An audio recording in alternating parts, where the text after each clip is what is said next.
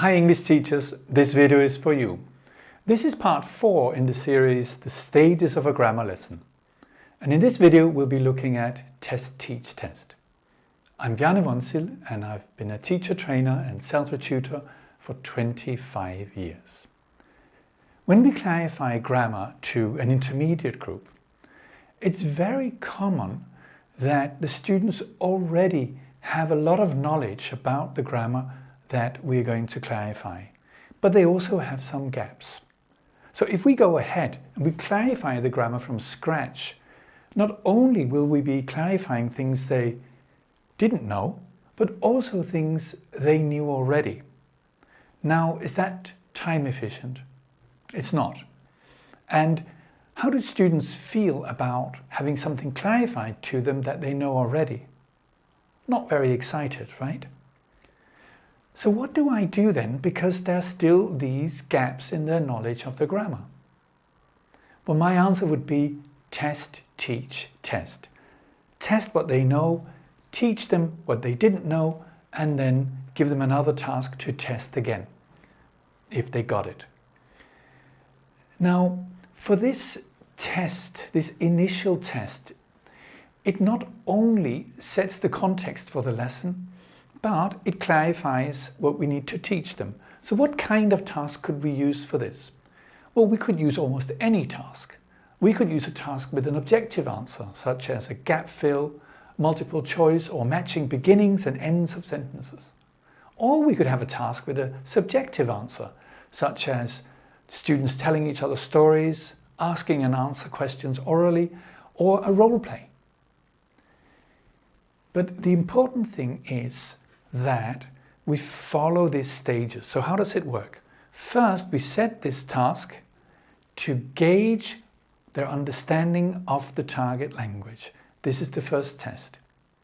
Then we clarify the problems they had in the first test. This is the teach. And then we set a second task to see how well and how successful we were in clarifying the grammar. And this then is the second test. Going back to the test stage, I'm going to show you two very different tasks for testing students' knowledge of the grammar in a lesson like this. Let's have a look together. So here we have the two test activities. The idea of the activity on the left is that students have to choose one of the two options. This is a good test of what students know, and it'll tell the teacher if students can distinguish between the meaning of the future forms. But when we do an objective test like this, where students have time to think about the answer, we test their knowledge of grammar. The fact that they can do this is important for teachers to plan further clarification. But those of you who have some teaching experience know that the fact that the students can answer questions like this does not necessarily mean they will use it in a real life speaking situation.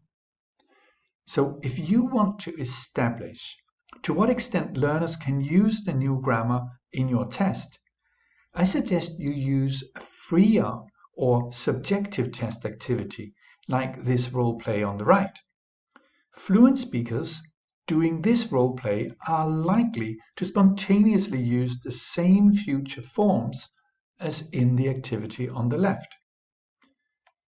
Both test activities are useful, but if you have the kind of students who can tell you the rules but don't apply the grammar in freer oral interaction, then the latter test will show you not just the gaps in knowledge, but their gaps in usage. When I see teachers applying test, teach, test, there's one problem that seems to repeat itself. When setting the first test stage, there is a tendency for teachers to want to clarify a bit, to prepare the students a bit better for the test. And that's only natural that teachers would want to help the students as much as possible so they don't have a traumatic experience. But I insist, it's important that the students are given an opportunity to show what they know without your guidance. And it's very important for us as teachers to see what they're capable of. So give the students a first test without helping them with the language at first. And what are the advantages then of test, teach, test? Well, firstly, students get to use their own knowledge to see how well they can do. Teachers can base the result of the first test as the foundation for the clarification of language to see how much and how thoroughly they have to do this. It creates a real awareness in the students for their need for learning so that they can see that the lesson is relevant to them. Test, teach, test also enables you as a teacher to go over bigger volumes of language. So dealing with more different aspects of grammar in the same lesson. And if you use an objective test, students will first do this individually and then they will compare answers. So there's an opportunity for peer teaching, which is very good for the collectiveness of the class. And we as teachers end up teaching what students need, not just what the book prescribed or what we thought up ourselves. So we end up teaching students the language aspects that they need to learn. Now, if I have done my job well here, you will now have a better idea of what test, teach, test is and how to apply it and why it's so important. In the next part of the series, The Stages of a Grammar Lesson, part 5, we're going to be looking at controlled practice of grammar. What's that? It's accuracy practice of grammar.